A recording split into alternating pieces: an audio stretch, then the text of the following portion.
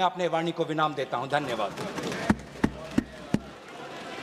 सुश्री बांसुरी स्वराज। धन्यवाद अध्यक्ष जी। मैं the public examinations prevention of unfair means amendment bill 2026 के सपोर्ट में खड़ी हुई हूं। अध्यक्ष जी, ये एक ट्रांसफॉर्मेटिव अमेंडमेंट है। इसकी न केवल आवश्यकता है बल्कि ये आज के समय की मांग भी है और इस अमेंडमेंट को लाना आदरणीय प्रधानमंत्री श्री नरेंद्र मोदी जी की संवेदनशीलता और उनकी जिम्मेदाराना सरकार का प्रमाण है। अध्यक्ष जी, जब एक कॉम्पिटिटिव एग्जामिनेशन कॉम्प्रोमाइज होता है तो उसका असर केवल उस कैंडिडेट पे नहीं होता जिसका भाग्य दांव पर लग जाता है। इसका असर तो उस उनींदी मां पर भी होता है जो सुबह 4 बजे गर्म दूध और भीगे हुए बादाम अपने बच्चे को खिलाती है। उसका असर उस पिता पर भी होता है जो अपनी इच्छाओं का त्याग कर कर उस बच्चे की फीस भरता है। स्वयं प्रधानमंत्री श्री नरेंद्र मोदी जी ने कहा है कि पेपर लीक एक घोर अपराध है और इसीलिए मैं यहां कहना चाहूंगी और इस सदन को आश्वासन देना चाहूंगी कि आदरणीय प्रधानमंत्री श्री नरेंद्र मोदी जी के लिए पेपर लीक को घोर पाप कहना केवल एक बयान नहीं है, ये उनकी सरकार की नीयत है। इसीलिए ये अमेंडमेंट आज यहां पर लाया गया। Speaker sir, a law is a living instrument. It needs to evolve with the challenges that it faces. And in a democracy as complex as ours, in a democracy as large as ours, an examination is definitely the truest, most meritocratic ritual. Because this is one ritual where under the same clock, the son of a laborer and the daughter of a CEO sit down, answer the same set of questions and get judged by the same yardstick. When such a ritual, such an examination is compromised, what gets diluted is a very holy covenant. A covenant that binds the most striving children of India. A quiet promise that in India, effort and merit alone shall prevail. अध्यक्ष जी, आज परीक्षा mafia संगठित हो गया है, cross state criminal network बन गया है और ये बिल, ये जो संशोधन आज लाया गया है, ये ज्यूरिसडिक्शन की उलझन को सुलझाता है, उसको समाप्त ही कर देता है। क्योंकि इस बिल में ये प्रावधान है कि केंद्र सरकार एक स्पेशल टास्क फोर्स का गठन कर सकती है इन्वेस्टिगेशन के लिए और एक बार जांच शुरू हुई तो घड़ी की गिनती चलने लगती है न्याय के पक्ष में। क्यों? क्योंकि ये बिल ये प्रावधान भी देता है कि हर स्टेट और हर यूनियन टेरिटरी में एक स्पेशल फास्ट ट्रैक कोर्ट का गठन हो। यही नहीं, इन्वेस्टिगेशन एजेंसीज को ये बिल ये कहता है कि आपको मात्र 2 महीने के अंदर अंदर पूरी की पूरी प्रक्रिया समाप्त करनी है और जो फास्ट ट्रैक कोर्ट है उसको पूरा का पूरा ट्रायल 3 महीने के भीतर भीतर खत्म कर कर अपना फैसला देना है। डे टू डे ट्रायल के साथ साथ ये भी प्रावधान इस संशोधन में दिया गया है कि स्पेशल पब्लिक प्रोसिक्यूटर्स अपॉइंट करे जाएंगे। उनका एकमात्र काम होगा केवल और केवल इस प्रकार के मुकदमों की पैरवी करना और किसी भी प्रकार की अननेसेसरी एडजर्नमेंट कोर्ट नहीं देगा। अगर किसी भी प्रकार की एडजर्नमेंट कोई भी पक्ष अगर लेगा तो उसके रीजंस जज राइटिंग में नोट कर कर देगा। और अगर किसी मुजरिम को ये लगता है कि अरे अपील कर कर वहां पर अपील का टाइम लंबा खींच लूंगा, तो अध्यक्ष जी मैं ये कहना चाहूंगी कि उसका भी ये उम्मीद पूरी तरह समाप्त करता ही ये संशोधन। क्योंकि ये संशोधन ये कहता है कि appeal directly division bench of high court को जाएगी। यानी कि जहां पर 2 जजेस न्यायपीठ पर बैठे हुए हैं, और अपील भी मात्र 3 महीने के अंदर अंदर समाप्त कर कर उसका फैसला सुनाया जाएगा। अध्यक्ष जी, मैं स्वयं एक वकील हूं। हमें हमेशा एक लीगल मैक्सिम सिखाया गया, justice delayed is justice denied. यही आत्मा बन गया है इस संशोधन का, और इसके लिए मैं आदरणीय प्रधानमंत्री श्री नरेंद्र मोदी और एनडीए की सरकार को बधाई देती हूं। स्पीड के साथ साथ ये संशोधन सजा को भी और कठोर करता है। आप ये देखिए कि अगर साधारण अपराधी है तो उसको 10 लाख नहीं 50 लाख का जुर्माना देना पड़ेगा अब, और उसकी सजा भी 3 से 5 वर्ष की बजाय 5 से 10 साल तक बढ़ा दी गई है। अगर कोई सर्विस प्रोवाइडर इसमें जुर्म करता है तो उसका जुर्माना बढ़ाकर 5 करोड़ रुपए कर दिया गया है, और 8 साल के लिए उसको डीबार कर दिया जाएगा। और यही नहीं, अगर कोई क्रिमिनल ऑर्गेनाइजेशन इसमें है, कोई संगठित अपराध इसमें अगर पाया जाता है, तो मिनिमम फाइन 10 करोड़ रुपए कर दिया गया है, और जेल का टर्म 7 से 10 वर्ष कर दिया गया है। And therefore, Speaker, sir, this amendment protects merit, it preserves fairness and safeguards the dreams of India's youth. It provides for expeditious investigation. It provides for time-bound trial procedures while reinforcing institutional accountability across the entire examination ecosystem. This amendment is the product of a responsive governance by a responsible Modi government. But Speaker, sir, this reform is not in isolation. अध्यक्ष जी, प्रधानमंत्री श्री नरेंद्र मोदी जी तो वो नेता हैं जो youth lead development का मूल मंत्र देते हैं विकसित भारत के संकल्प को सिद्ध करने के लिए, और इसीलिए परीक्षा में चर्चा कर कर उन्होंने अपने व्यक्तिगत समय का निवेश करा है इस देश के युवाओं में। उन्होंने तो ये सुनिश्चित करा है कि हमारे देश का बच्चा एग्जाम वॉरियर से एग्जाम वॉरियर बन जाए। पिछले 12 वर्षों में शिक्षा के क्षेत्र में मोदी सरकार के अथक प्रयासों से रिफॉर्म एक्सप्रेस चल रही है। आप देखिए, 12 सालों में अध्यक्ष जी, medical colleges and medical seats have doubled, दुगनी हो गई है उनकी संख्या। यही नहीं, आईआईटीज अब 16 के बजाय बढ़कर 23 हो गई हैं। IIMs 13 से बढ़कर 21 हो गई हैं।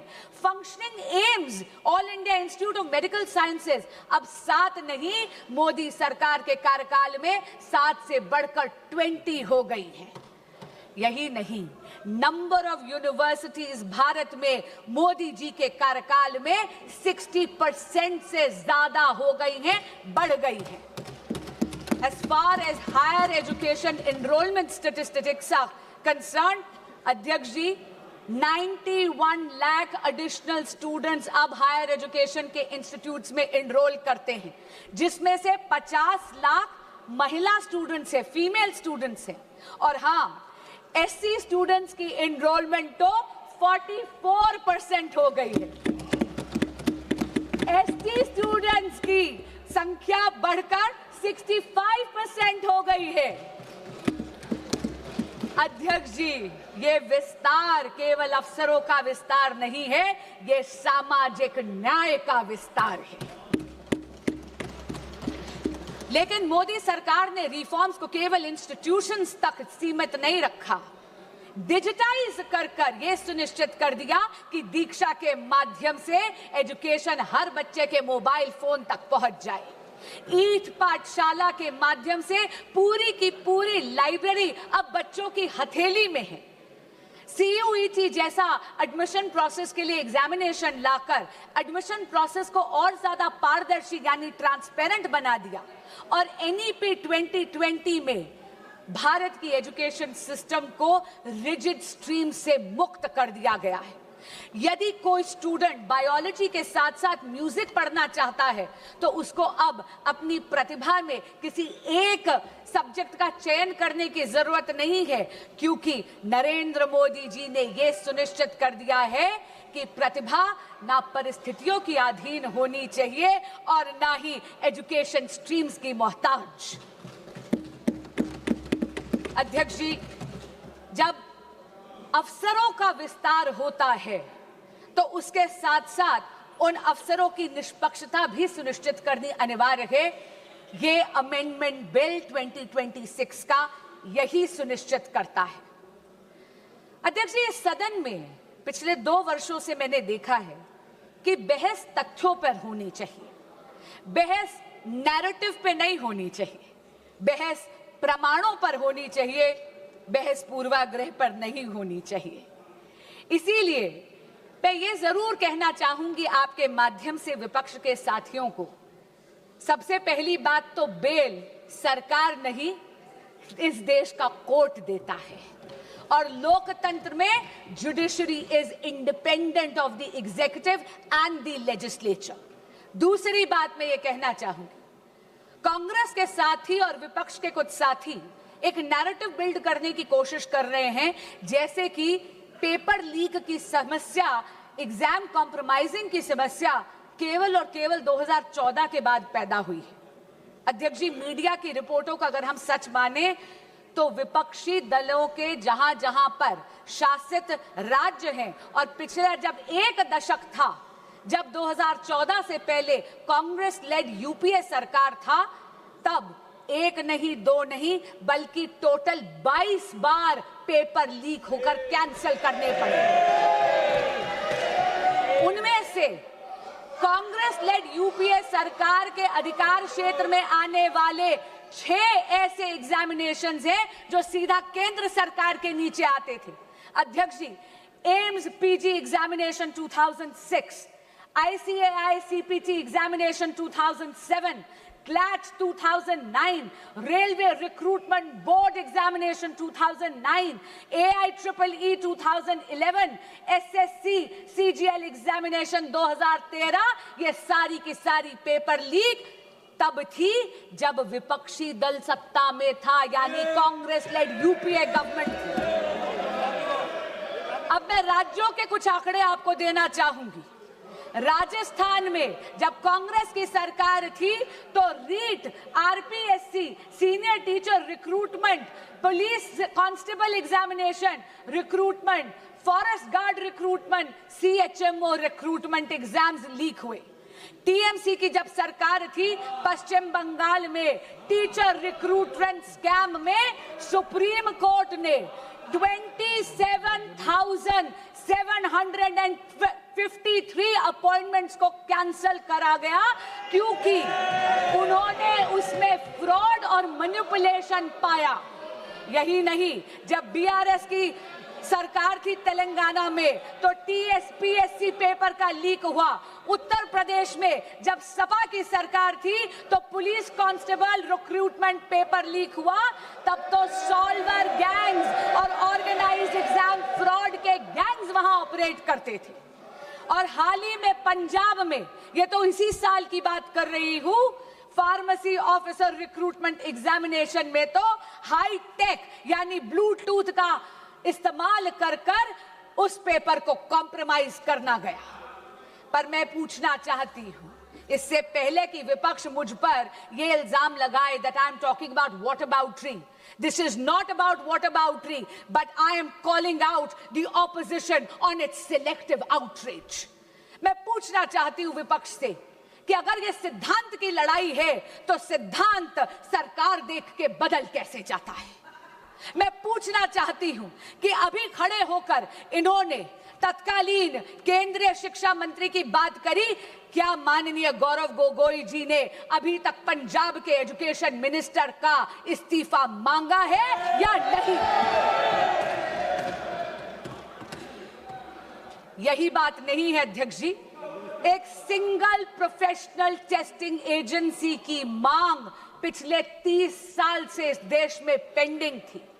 1986 की जो नेशनल पॉलिसी थी एजुकेशन की, उसका जब प्रोग्राम ऑफ एक्शन 1992 में आया तब ये मांग उभर कर आई।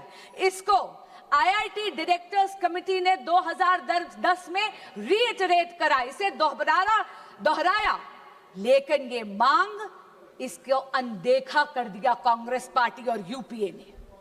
क्यों? क्योंकि उनको कोई फर्क नहीं पड़ रहा था कि इस देश के युवा का भविष्य कसौटी पर नहीं उखड़ रहा था। उनको कोई फर्क नहीं पड़ रहा था कि इस देश के युवा का भविष्य उसकी बलि दी जा रही थी। ये तो नरेंद्र मोदी की सरकार आई, एनडीए की सरकार आई तो 2017 में एनटीए का गठन हुआ। अध्यक्ष जी, जहां पर कांग्रेस शासित यूपीए ने पॉलिसी वैक्यूम करा, वहीं पर अगर मैं जेनजी की भाषा को बोरो करूं, then I will have to say Modi ji clocked it and provided a legislative solution. But while Narendra Modi provided an anti-paper leak law, a very robust law, which today is being even more formidable, all that the opposition did was chase political opportunism. अध्यक्ष जी, फर्क साफ है। फर्क केवल सरकार का नहीं, फर्क सोच का भी है। यूपीए का मंत्र है delay, deflect and deny. Modi का मंत्र है डिटेक्ट, डिसाइड एंड डिलीवर।